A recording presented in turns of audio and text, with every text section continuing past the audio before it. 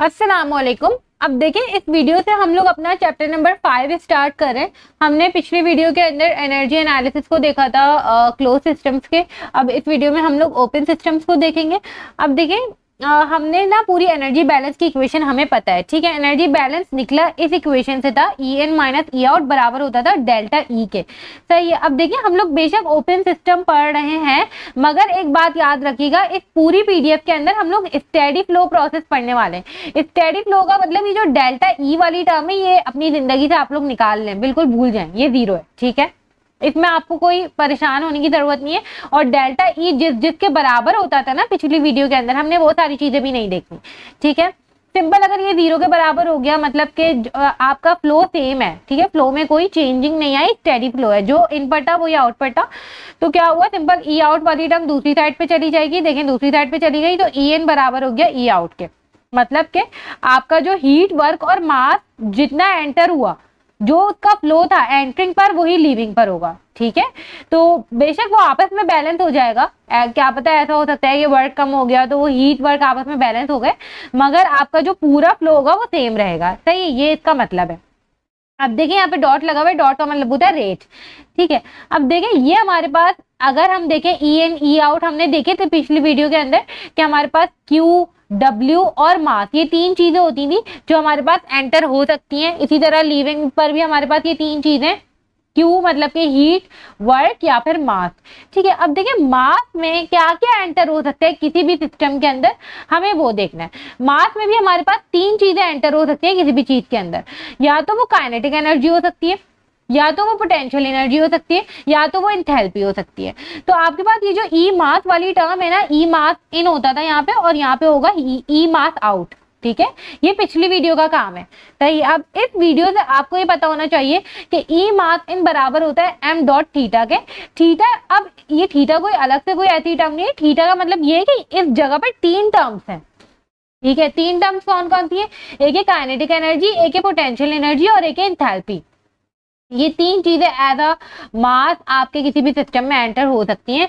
अब देखें, ये आप बोलेंगे ये काइनेटिक एनर्जी कहाँ से हो गई, v²/2। तो भाई देखें, ये आपके पास स्पेसिफिक फॉर्म में लिखा हुआ है, डिवाइड बाय m किया होगा तो m और m कैंसिल हो गए होंगे। इसी तरीके से पोटेंशियल एनर्जी भी स्पेसिफिक फॉर्म में लिखी हुई है, ठीक है।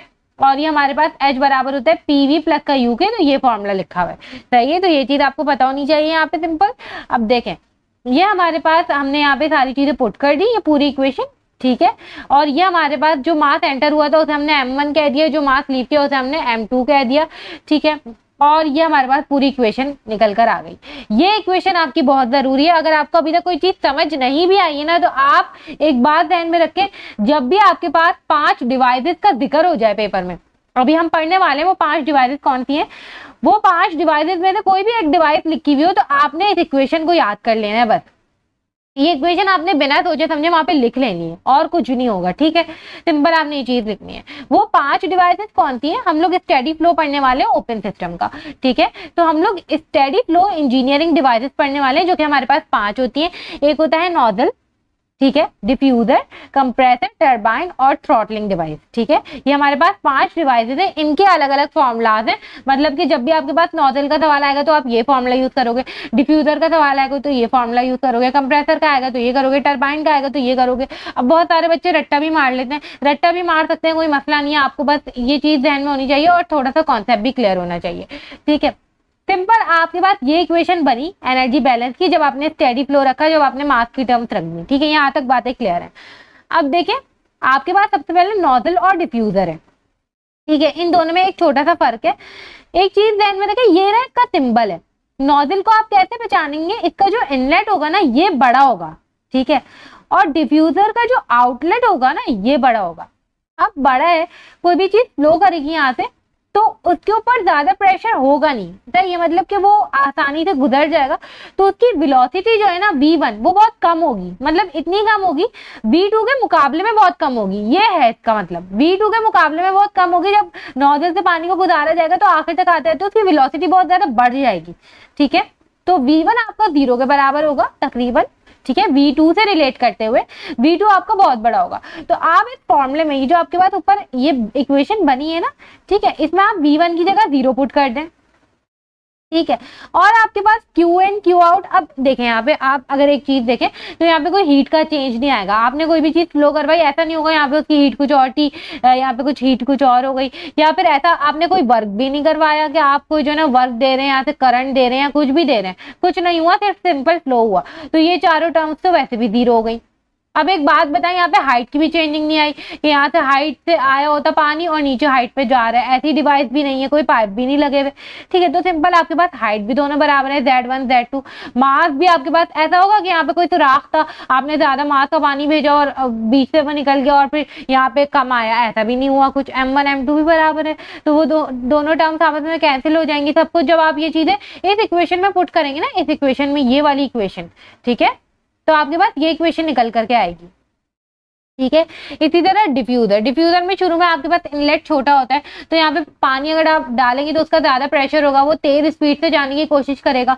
ठीक है, तो आपके पास V1 जो है वो बहुत ज्यादा होता है V2 के मुकाबले में, आखिर तक जाते जाते उसको जगह मिल गई होती है तो उसकी स्पीड फ्लो हो चुकी होती है, फ्लो स्लो हो चुका होता है। ठीक है, तो V2 आपके पास क्या होता है, बहुत छोटा होता है, तो V2 वाली टर्म यहाँ पे जीरो होगी, बाकी सारी चीजें सेम वही है। तो एक यही फर्क था V1 और V2 का, ये भी आपको दिख रहा है इनलेट और आउटलेट के फर्क की वजह से, यहाँ पे इनलेट बड़ा है, यहाँ पे आउटलेट बड़ा है। ठीक है, अब कोई भी नॉजल या डिफ्यूजर का सवाल आएगा तो आप ये वाली इक्वेशन यूज किया करेंगे। ठीक है, अब देखें दो आपके पास और हैं ये जो है डिवाइसेस, एक है कंप्रेसर और एक है टरबाइन। ठीक है, अब कंप्रेसर का मतलब क्या होता है, आप अंदर कोई भी चीज डालेंगे वो कंप्रेस करवाएंगे। अब कंप्रेस करवाएंगे तो ऑटोमेटिकली आपके जहन में ये बात होनी चाहिए कि कंप्रेस वो खुद से तो होगी नहीं। ठीक है, कुछ ऐसा तो नहीं होगा कि खुद से सब कुछ हो रहा है, आपने उसको कोई ना कोई वर्क दिया, कोई प्रेशर लगाया, कुछ तो किया जो वो कंप्रेस हुई, अंदर की चीज, अंदर की कोई गैस कंप्रेस हुई, तो डब्ल्यू इन तो यहाँ पे कुछ ना कुछ होगा। ठीक है, अब कंप्रेस हुई, ऐसा नहीं हुआ कि आपने कोई करंट दिया उसको या कुछ भी दिया तो वहां से डब्ल्यू आउट नहीं होगा कुछ। ठीक है, तो डब्ल्यू आउट वाली टर्म आपके पास जीरो हो जाएगी। इसी तरीके से अगर आप देखें तो आप जब उसको कंप्रेस करेंगे ना तो उसकी कोई ना कोई हीट रिलीज होगी। ठीक है, आपने हीट दी नहीं, आपने वर्क दिया है। ठीक है, वर्क की वजह से वहां पे कोई ना कोई हीट प्रोड्यूस होगी, वर्क देने की वजह से। आप कहीं करंट देंगे, कहीं ना कोई वायर होगी, कुछ होगी, तो वो हीट अप तो करेगा ना। फ्रिज होता है, फ्रिज के पीछे वाले हिस्से में अगर आप उसको कंप्रेसर लगा हुआ होता है, वर्क दे रहे होते हैं और आप उसको वोल्टेज दे रहे होते हैं तो वो हीट अप कर जाता है। ठीक है, तो वो हीट अप करेगा, क्यू आउट वहां पे कुछ ना कुछ होगा, तो डब्ल्यू इन और क्यू आउट होगा वहां पे कंप्रेसर में, और बाकी दोनों टर्म जीरो हो जाएंगे, आपने हीट नहीं दी। सही है, इसी तरीके से आपके पास यहाँ पे वेलोसिटी की कोई चेंजिंग नहीं आई, V1 V2, यहाँ पे कोई ऐसा फ्लो नहीं हो रहा, कुछ ऐसा नहीं है कि आपके पास इनलेट आउटलेट, देखें इनलेट और आउटलेट दोनों सेम है। ठीक है, तो V1 और V2 सेम है, यहाँ पे हाइट का भी कोई मसला नहीं है। ठीक है, कोई फ्लो वगैरह तो कुछ नहीं हो रहा कि हाइट बड़ी हाइट से आया हो छोटी हाइट पे, इस तरीके का भी कोई सीन नहीं है, तो Z1 Z2 भी बराबर है। ठीक है, मास भी आपके पास सेम है दोनों। ठीक है, अंदर अंदर वही मास रहेगा, मास चेंज नहीं होगा।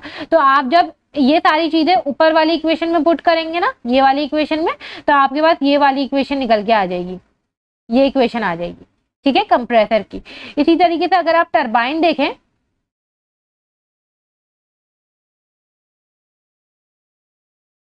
अच्छा देखिए, अब हमारे पास जो चौथी डिवाइस है वो है टरबाइन।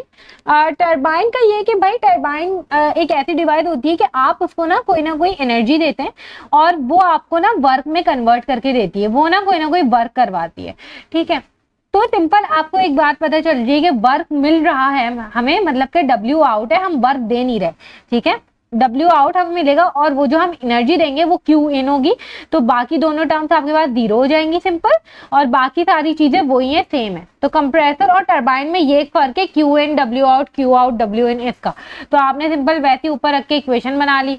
अब लास्ट डिवाइस है आपके पास थ्रॉटलिंग डिवाइस। थ्रॉटलिंग डिवाइस में क्या है कि भाई आपके पास ना ये सब कुछ जीरो होता है, कोई वहां पे हीट वर्क कुछ नहीं होता, आपके पास एक सीधा सा जो है ना फ्लो रेजिस्टिंग डिवाइस होती है। ठीक है, प्रेशर को ड्रॉप करवाने के लिए यूज होता है, मतलब कि एक आपके पास फ्लूइड फ्लो कर रहा है, उसका प्रेशर आपको कम करवाना है, तो वो आपके पास थ्रॉटलिंग डिवाइस होती है। वेलोसिटी सेम है, देखें एरिया यहाँ का सेम था, कोई ज्यादा बड़ा नहीं हुआ, हाइट भी सेम है, एक ही सीधा इस तरीके से जो है ना आपके पास हॉरिजॉन्टल चल रहा है, वर्टिकली कुछ चेंज नहीं हुआ, मास भी सेम है, तो आपके पास सिंपल H1 बराबर हो जाएगा H2 के, तो ये आपके पास इसकी इक्वेशन हो जाएगी। अब आपके पास सवाल में ये डिवाइसेस लिखी भी आएंगी, ऐसा नहीं होगा कि आपको शो ना किया गया हो, अगर नहीं भी लिखी हुई आई तो, और अगर आपके पास ये सिंबल बना हुआ है, ठीक है, तो भी आपको पहचान में आना चाहिए ये कौन सी डिवाइस है आपके पास। ठीक है, अब देखिए ये हमारे पास यहाँ से पहला न्यूमेरिकल स्टार्ट हो रहा है। सबसे पहला सवाल है, air at 10 degree centigrade. Air का लफ्ज सुनते ही आपके जहन में एक चीज आनी चाहिए, पेपर में भी जब सवाल आएगा तो आपके जहन में ये आना चाहिए, हम A4 A5 ये सारे टेबल्स यूज नहीं कर सकते। ठीक है, कहीं ऐसा ना हो आप प्रेशर देखें, टेम्परेचर देखें, आप A4 A5 पे चले जाएं। ठीक है, एंटर द डिफ्यूजर। डिफ्यूजर का लफ्ज सुनते ही आपके ध्यान में दूसरी बात ये आना चाहिए कि ये चैप्टर 5 का सवाल है। ठीक है, चैप्टर 5 का सवाल आएगा आपके ध्यान में तो ही आप वो फॉर्मूलाज वो चीजें ध्यान में ला पाएंगे। Of a jet engine steadily with a velocity of 200 meter per second. अब डिफ्यूजर हमारे पास ये रहा था। ठीक है, ये रहा डिफ्यूजर। ठीक है, अब यहाँ पे V2 0 के बराबर होता है और V1 इनलेट की वेलोसिटी जो है वो हमारे पास बहुत ज्यादा होती है। तो सिंपल हमें जो है ना बता दिया गया है कि एयर जो है वो डिफ्यूजर के अंदर एंटर हो रही है। एंटर मतलब ये इनलेट की कंडीशन गिवन है और उसकी वेलोसिटी गिवन है, मतलब V2 जो है ना ये V1 है। ठीक है, एक चीज यहाँ से हमें पता चली, एंटर हो रही है ना तो इनलेट की कंडीशन है, और V2 तकरीबन किसके बराबर होगा, इसके मुकाबले में बहुत छोटा होगा, मतलब कि 0 है V2। ठीक है, अभी के लिए आपने ये कंक्लूजन निकाला है। अब देखें, the inlet area of diffuser is 0.4 meter square. Inlet का एरिया भी गिवन है आपको। ठीक है भाई, the air leaves the diffuser. अब लीविंग कंडीशन क्या गिवन है, with a velocity that is very small compared with the inlet velocity. अब ये बात अगर ये लोग नहीं भी लिखते तो आपको ये बात खुद से पता होनी चाहिए कि वेलोसिटी बहुत स्मॉल होगी, जिसकी वजह से हम उसे 0 लेंगे। ठीक है, डिटरमिन क्या क्या फाइंड करना है, mass flow rate of air. Mass flow rate, rate का लफ्ज आ जाए ना डॉट, मतलब कि आपको m डॉट फाइंड करना है। ठीक है, अच्छा भाई, the temperature of the air leaving the diffuser, मतलब T2 फाइनल टेम्परेचर फाइंड करना है। Also calculate the temperature of the air if exit velocity, मतलब कि अगर V2 100 है, मतलब कि बहुत छोटी नहीं है, 200 के मुकाबले में तो छोटी ही है, मगर V2 अगर 0 नहीं है 100 है तो फिर क्या होगा। अभी इस पार्ट को भूल जाए, अभी हम पहला पार्ट सॉल्व कर रहे हैं, मतलब कि पहले वेलोसिटी जब V2 0 है उसकी चीजें सॉल्व करें। ठीक है, अब देखिए सिंपल यहाँ पे क्या होगा आपके पास, आपको m डॉट निकालना है। सबसे पहले तो आपको ना फॉर्मूला पता होना चाहिए m डॉट का। अब आपने ये पहले वाले चैप्टर्स में पढ़ा है या नहीं पढ़ा है, आपके पास m डॉट का फॉर्मूला होता है रॉ ए बी। मुझे याद पड़ा, हमने कहीं पे किया था ये। ठीक है, एक थी PDF शुरू की, उसमें ये फॉर्मूला हमने शुरू में पढ़ा हुआ है। m डॉट बराबर होता है रॉ ए बी के। रॉ क्या है भाई, डेंसिटी है। ठीक है, और डेंसिटी आपके पास किसके बराबर होती है, मास पर यूनिट वॉल्यूम के, है ना, ये बात तो आपको पता है पहले से। मगर अगर वो वॉल्यूम आप स्पेसिफिक रखना चाहो, क्योंकि देखो हम लोग टेबल्स का इस्तेमाल करते हैं और हमारे पास कभी कहीं भी बड़ा वॉल्यूम तो हमें पता नहीं चलता ना टेबल से, हर चीज स्पेसिफिक में चल रही होती है। तो अगर मैं इसकी जगह क्या करना चाहूँ, छोटा वाला v रखना चाहूँ, तो बड़ा वाला v किसके बराबर हो जाएगा, vm के बराबर हो जाएगा। छोटा वाला vm के बराबर हो जाएगा, तो यहाँ पे छोटा वाला vm आ जाएगा, ये छोटा v समझ लें आप। ठीक है, तो m से m कैंसिल हो जाएगा, तो डेंसिटी किसके बराबर हो जाएगी, 1 का छोटा v के। ठीक है, तो सिंपल क्या हुआ, डेंसिटी की जगह 1 का छोटा v रखे। छोटा v क्या है, स्पेसिफिक वॉल्यूम है, और ये वाला v क्या है, ये वेलोसिटी है। ठीक है, तो आपके पास m डॉट का यहाँ से फॉर्मूला निकल के आ रहा है 1 छोटा v और v। अब ये इनलेट की कंडीशन है सारी। मास फ्लो रेट हमें फाइंड करना है ना, तो हमें क्या गिवन है भाई, एरिया। ठीक है, एरिया आपको गिवन है एंट्रिंग पर, क्योंकि मैंने आपको पहले बता दिया भाई ये स्टेडी फ्लो है। आप अगर लीविंग की कंडीशन से फाइंड करते हैं वहां जब भी यही आता। अब लीविंग का आपको कुछ गिवन नहीं है तो आप एंट्रिंग से ही फाइंड करोगे ना। ठीक है, तो सिंपल क्या हुआ आपके पास, यहाँ पे देखो ये हमारे पास हो जाएगा, एरिया गिवन है आपको इनलेट का 0.4 मीटर स्क्वायर, वेलोसिटी गिवन है आपको 200। अब 1/v, ये स्पेसिफिक वॉल्यूम आपको नहीं गिवन। ठीक है, तो ये स्पेसिफिक वॉल्यूम आपको निकालना पड़ेगा। अब आपके पास यहाँ पे टेम्परेचर और प्रेशर ये सारी चीजें गिवन है, मगर आप A4 A5 पर नहीं जा सकते। वजह क्या है, ये चीज आपके पास एयर है, वाटर नहीं है। ठीक है, तो सिंपल आपके पास, आपको पता है आइडियल गैसेस के लिए एक इक्वेशन होती है PV = MRT या NRT।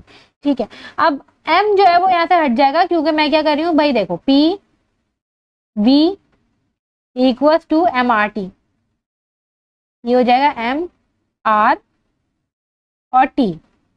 अब ये वाला जो V है इसे हम स्पेसिफिक में कन्वर्ट कर दें तो छोटा VM हो जाएगा और M से M कैंसिल हो जाएगा, तो PV = RT हो जाएगा, और V आप एक साइड रखोगे छोटे v को, तो ये फॉर्मूला निकल के आ जाएगा RT/P। तो इससे आप स्पेसिफिक वॉल्यूम निकाल सकते हो एयर का। अब सिंपल क्या है कि आपके पास जो है ना, यहाँ पे आपको आइडियल गैस इक्वेशन पता चल गई है। ठीक है, सिंपल PV = RT से हमें पता चल गया कि हम यहाँ पे स्पेसिफिक वॉल्यूम निकाल सकते हैं। हमने सिंपल क्या किया, हमें यहाँ पे T पता है, टेम्परेचर पता है इनलेट का और हमें प्रेशर भी पता है, हमें आर नहीं पता। तो हमें क्योंकि एयर गिवन है और उसका हमें आर चाहिए, तो इसके लिए हमारे पास एक टेबल होता है A1, ठीक है। आप याद रखिएगा जो भी गैसेज होती हैं उन सबके आर यहाँ पे मौजूद होते हैं टेबल A1 पर। तो आप टेबल A1 पर जाएंगे और ये आपके पास एयर का यहाँ पे आर मौजूद है, ये रहा गैस कांस्टेंट, ठीक है, ये रहा आर, ठीक है। तो सिंपल यहाँ पे 0.2870 ये आप रखेंगे और आपके पास सिंपल यहाँ पे V निकल के आ जाएगा। जैसे ही आपके पास एक दफा स्पेसिफिक वॉल्यूम आ गया, आपने वो इस फॉर्मूले में रखना है और आपके पास यहाँ पे मास रेट आ जाएगा। देखिए आप पहला पार्ट तो आपके पास हो गया, the temperature of the air leaving the diffuser. अब आपको टेम्परेचर फाइंड करना है, मतलब कि T2 फाइंड करना है। T2 के लिए आपके पास कोई फाइनल प्रॉपर्टी तो मौजूद होनी चाहिए थी ना कोई फाइनल स्पेसिफिक वॉल्यूम होता, कुछ ना कुछ तो होता, मेरे पास कोई हिंट होता। नहीं है, फाइनल की मेरे पास कोई प्रॉपर्टी नहीं है। मगर आपको एक बात पता चल जाएगी पेपर में बैठे हुए कि आपके पास डिफ्यूजर का सवाल है, जो कि आपके पास चैप्टर 5 है और जिसमें आपने डिफ्यूजर के लिए एक इक्वेशन भी पढ़ ली थी, जो कि आपके पास थी ये रही, ठीक है। इसमें मुझे एक फाइनल प्रॉपर्टी दिख रही है H2, तो वो मैं निकाल सकती हूँ इस फॉर्मूले के जरिए, मगर उसके लिए मेरे पास दो चीजें होनी चाहिए, H1 और V1, ठीक है। अब देखिए V1 तो सवाल में गिवन था, आपके पास H1 नहीं मौजूद, ठीक है।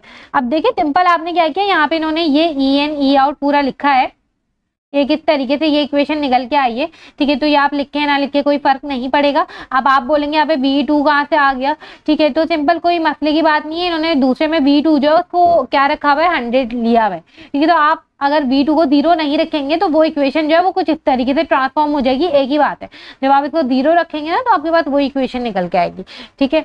अब सिंपल आपको H2 निकालना है, उसके लिए आपके पास H1 होना चाहिए। तो H1 कैसे निकालें भाई, तो आपके पास टेबल A17 होता है। अगर आपके पास प्रेशर और टेम्परेचर या कोई भी चीज मौजूद हो तो वहां पे आप स्पेसिफिक प्रॉपर्टीज निकाल सकते हैं, ठीक है। तो हम जाएंगे टेबल A17 पर, A-17 ideal properties of air, ठीक है। वो पूरा टेबल है ही एयर के लिए, तो ये चीज आपको पता होनी चाहिए। ये हमारे पास आ गया भाई A16,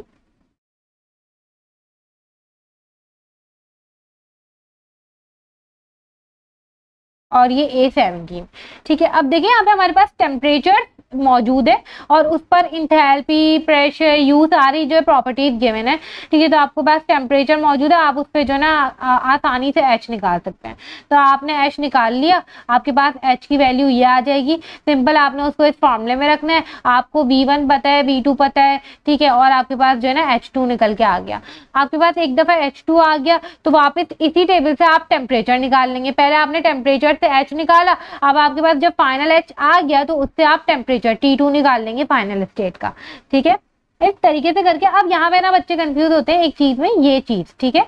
तो देखिए ये यूनिट्स को ना बैलेंस करने के लिए यूज हुआ है। आप अगर देखेंगे ना kilogram, kilo joules upon kilogram में से माइनस भी यही टर्म होनी चाहिए थी, ठीक है। तो ये एक रिलेशन है, ये आपको याद रखना पड़ेगा, ठीक है। तो ये आपके पास आगे भी यही टर्म मौजूद होनी चाहिए थी, किलो जूल और किलोग्राम। तो ये आपके पास इन्होंने टर्म यूज किया इसको बैलेंस करने के लिए, इसलिए यहाँ पे होता है 1/1000, ठीक है। तो ये हमारे पास सॉल्व हो के आ गया। अब हमारे पास ये वाला न्यूमेरिकल सॉल्व हो गया है। अब अगर आपको इसका पार्ट 2 करना है तो पार्ट 2 के लिए सिंपल है, आपने यहाँ पे V2 को क्या रखा था भाई, 0 रखा था ना, इधर 0 रखा है, यहाँ पे आप इसको 100 रखें, फिर जो इंथैल्पी है उसके ऊपर आप टेम्परेचर जाके निकाल लें। इस तरीके से हमारे पास ये क्वेश्चन जो है सॉल्व हो जाएगा, सही है। अब ये हमारे पास यहाँ पे दूसरा क्वेश्चन मौजूद है, अब हम इसको देख लेते हैं। अच्छा अब देखिए, अब सिंपल हमारे पास ये वाला क्वेश्चन मौजूद है, इसके अंदर जो है ना हमें the power output of adiabatic steam turbine, turbine की जो है ना डिवाइस गिवन है। तो टरबाइन के लिए हमें इक्वेशन पहले ही पता है, हमारे पास ये रही टरबाइन की इक्वेशन। तो किसी ना किसी चीज के लिए हमें ये इक्वेशन जरूर यूज करनी पड़ेगी, ठीक है।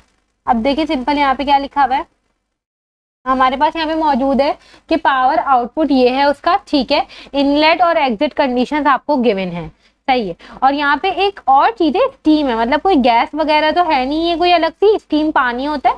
तो आप A4 A5 वो वाले टेबल यूज कर सकते हैं, एक ये आसानी है आपके लिए, ठीक है। ये आपके पास प्रेशर, टेम्परेचर, वेलोसिटी, हाइट ये गिवन है, ठीक है भाई। प्रेशर, क्वालिटी, अब क्वालिटी गिवन है। एक चीज यहाँ पे आपको पहले ही पता होनी चाहिए, क्वालिटी गिवन है मतलब ये VLM रीजन है, ठीक है।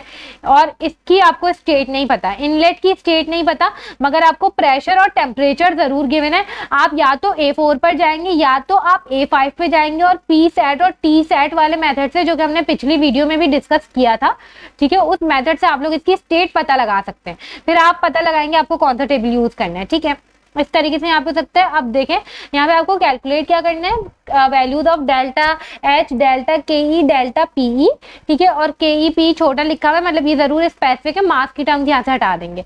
अब देखें एच, डेल्टा एच बराबर हो जाएगा फाइनल H2 माइनस H1 के, ठीक है। सिंबल डेल्टा के किसके बराबर हो जाएगा, final velocity minus initial velocity upon 2। अब पी किसके बराबर हो जाएगा, जी, ग्रेविटी तो सेम रहती है, Z2 माइनस Z1। अब देखें के ई और पीई तो बहुत ही आसान है निकालना, आपको फाइनल एग्जिट की वेलोसिटी भी गिवन है, इनलेट की भी गिवन है, सही है। इसी तरीके से आपको जो है ना हाइट भी दोनों की गिवन है, एलिवेशन भी गिवन है, ठीक है। तो सिंपल आप डेल्टा पीई भी निकाल सकते हैं। डेल्टा एच के लिए आपको H2 माइनस H1 मतलब कि फाइनल आपके पास इंथैल्पी होनी चाहिए और H1 भी मौजूद होना चाहिए। ये स्पेसिफिक प्रॉपर्टीज है, ये आपको पहले निकालनी पड़ेगी, सवाल में मौजूद नहीं है। अब अगर मुझे H2 चाहिए फाइनल, तो मुझे उसके लिए स्टेट पता होनी चाहिए थी, तभी मुझे पता चलेगा कि मैं कौन से टेबल पर जाऊं। तो आपको एक बात शुरू में पता चल गई कि ये VLM रीजन है, कैसे, क्वालिटी से पता चला, सही है। अच्छा देखें, अब हमें सिंपल पता चला कि हमारे पास जो है ना जो एग्जिट वाला जो आउटलेट है वो हमारे पास VLM रीजन है। हमें ये बात पता चल गई कि VLM रीजन है, तो हम लोग A4 या A5 का टेबल यूज कर सकते हैं, H2 की जो हमारे पास वैल्यू है वो कैलकुलेट कर सकते हैं। VLM रीजन का कोई भी प्रॉपर्टी निकालने के लिए हमारे पास ये फॉर्मूला मौजूद होता है, ठीक है। आपको क्वालिटी गिवन है, एक्स गिवन है, आप सिंपल जाएंगे A5 पर, क्योंकि आपको प्रेशर की वैल्यू गिवन है, टेम्परेचर गिवन होता है, तो A4 पे जाते, A5 पर गए सिंपल, ठीक है। और A5 पर जाके आपने यहाँ पे HF की वैल्यू देख ली, HFG की वैल्यू देख ली, सिंपल आपने ये यहाँ पे रख दी वैल्यूज, और आपके पास जो है ना ये निकल कर आ गया, H2 निकल के आ गया, ठीक है। अब हमें H1 भी चाहिए, H1 के लिए हमें स्टेट 1 पता होनी चाहिए, इनलेट की स्टेट पता होनी चाहिए थी, जो कि हमें नहीं पता। तो हम जाएंगे सिंपल A4 A5 पे जाके पी सेट टी सेट को कंपेयर करेंगे। PDF जो हमारे पास चैप्टर 3 था प्योर सब्सटेंसेस का, उसमें एक ब्लू कलर का टेबल था, वो हमें याद होना चाहिए। इसके लिए टी सेट पी सेट को कंपेयर किया हमने, और फिर जो स्टेट आएगी उसके हिसाब से उस टेबल पर जाके, अब क्योंकि यहाँ पे टेबल A6 लिखा हुआ है तो जो स्टेट आई होगी वो सुपर हीटेड होगी, ठीक है। तो सुपर हीटेड की स्टेट पर जाके हमने H1 की वैल्यू निकाल ली। इस तरीके से H2 H1 आ गया, आपके पास H डेल्टा H की वैल्यू भी आ गई, ठीक है। अब ये देखिए, आप सिंपल हमने क्या किया है कि भाई हमने जो इसका पहला पार्ट है इस क्वेश्चन का उसको सॉल्व कर लिया। अब हम B और C जो है उसको सॉल्व करेंगे। उसके लिए हमें पता है कि अब हमारे पास क्या है कि भाई अब हमारे पास इक्वेशन जो है वो हो सकती है, हम उसके जरिए कुछ ना कुछ फाइंड कर सकते हैं, क्योंकि टरबाइन गिवन है। टरबाइन की इक्वेशन हमने चैप्टर नंबर 5 में पढ़ी थी, हमारे ध्यान में फौरन एक बात आ सकती है। मैं आपको एक बात यहाँ पे बता दूं, वो ये कि यहाँ पे आडियाबैटिक का लफ्ज यूज हुआ है, और आडियाबैटिक जहाँ पर भी आप देखें वहाँ पे समझ जाया करें हीट नहीं होती, हीट जीरो होती है, हीट ट्रांसफर नहीं हो सकता वहाँ पे, ठीक है। तो आपके पास क्यू इन या क्यू आउट में से एक टर्म टरबाइन में बेशक होती भी थी तो वो भी जीरो हो जाएगी, ठीक है। अब देखिए यहाँ पे आपके पास डेल्टा एच भी मौजूद है, डेल्टा के ई भी मौजूद है, डेल्टा पीई भी मौजूद है। हमने जो इक्वेशन निकाली थी हमने सारी टर्म्स ना कैंसिल कर दी थी। तो आपके पास जब इस सवाल में उन्होंने खुद कह दिया कि ये चीजें मौजूद हैं और आपने निकाली भी हैं, तो आप उस इक्वेशन पर मत जाइएगा, ये वाली इक्वेशन पर मत जाइएगा, ठीक है, इस पर मत जाइएगा। सिंपल आप अपनी जो मेन इक्वेशन है ना वहां से चीजें बनाना शुरू करिएगा, ठीक है। जब भी आपके पास ये वाली सारी टर्म्स मौजूद हुआ करें, चाहे जो भी डिवाइस हो। वैसे तो हमारे पास जब डाटा नहीं होता तो हम लोग ये इक्वेशन यूज करते हैं, मगर यहाँ पे डाटा मौजूद है, ठीक है। तो सिंपल हम मेन इक्वेशन से स्टार्ट करेंगे। यहाँ पे क्यू इन क्यू आउट तो पहले ही जीरो हो जाएगा। क्यों जीरो हो जाएगा? आडियाबैटिक की लफ्ज की वजह से, सही है। और यहाँ पे हमारे पास देखिए डब्ल्यू इन की टर्म टरबाइन की वजह से नहीं होती थी, तो वो भी हमारे पास जीरो हो जाएगी, ठीक है। हम इस कर तो हम टरबाइन के लिए ही रहे ना, ठीक है। सिंपल हमारे पास ये इक्वेशन बच जाएगी, ये पूरी इक्वेशन बच जाएगी। तो आपने ये पूरी इक्वेशन यहाँ पे लिख देनी है, यहाँ पर देखें, ठीक है। ये पूरी वही इक्वेशन लिखी हुई है जो बची है हमारे पास। अब देखिए यहाँ पे H1, H2, V2, V1 ये सारी चीजें मौजूद हैं। अब यहाँ पे ना हमारे पास मास फ्लो रेट निकालना है। अगर आप पार्ट बी गौर से देखें ना तो calculate the mass flow rate, और अगले पार्ट में determine the work done. Work done मतलब W आउट भी निकालना है और मास फ्लो रेट भी निकालना है। आप एक इक्वेशन से दोनों चीजें नहीं निकाल सकते, ठीक है। तो सिंपल यहाँ पे आप एक टर्म को ना खत्म करने की कोशिश करें।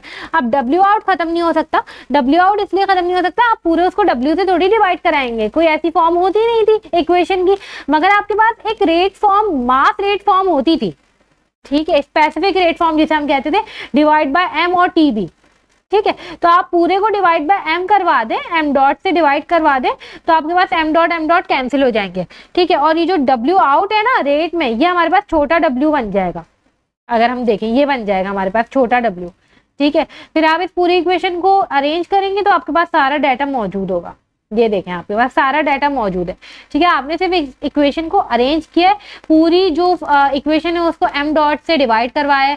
जब आप डब्ल्यू आउट को भी एम डॉट से डिवाइड करवाएंगे तो डॉट से डॉट कैंसिल हो जाएगा, सिंपल डॉट से डॉट कैंसिल हुआ, बड़ा डब्ल्यू अपॉन एम बचेगा, बड़ा डब्ल्यू अपॉन एम किसके बराबर हो जाएगा, छोटे डब्ल्यू के बराबर हो जाएगा। कोई भी बड़ी चीज अपॉन एम बराबर हो जाती है छोटी चीज के, हमें ये बात पता है, ठीक है। फिर आपने इस इक्वेशन को अरेंज किया, आपके पास इस तरीके से अरेंज होकर आ जाएगी।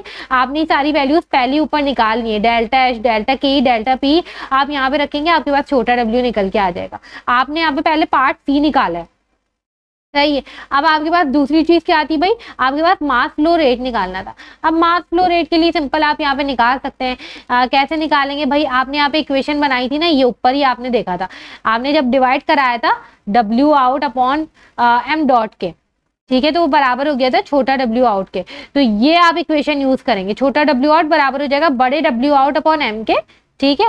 तो एम डॉट से आपके पास ये इक्वेशन निकल के आ जाएगी। अब ये जो डब्ल्यू आउट है ना, ये सवाल में गिवन है, हमें इसीलिए इस फॉर्म में रखना पड़ा, सही है। तो सिंपल आपके पास क्या हो गया, ये सवाल में गिवन है पावर आउटपुट। पावर आउटपुट का मतलब क्या होती है, पावर, सही है। पावर किसके बराबर होती है, वर्क डन अपॉन टाइम के बराबर होती है ना, है ना, वर्क डन अपॉन टाइम।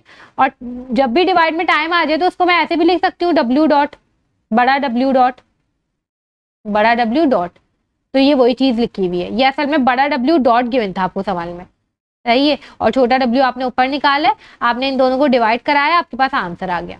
इस तरीके से करके हमारे पास ये वाला क्वेश्चन भी सॉल्व हो गया। खुद आपने वहां पे दिमाग लगाना होगा कौन सा फॉर्मूला आपने कब यूज करना है, ठीक है। इस तरीके से हमारे पास ये वाली पीडीएफ भी कंप्लीट हो गई है।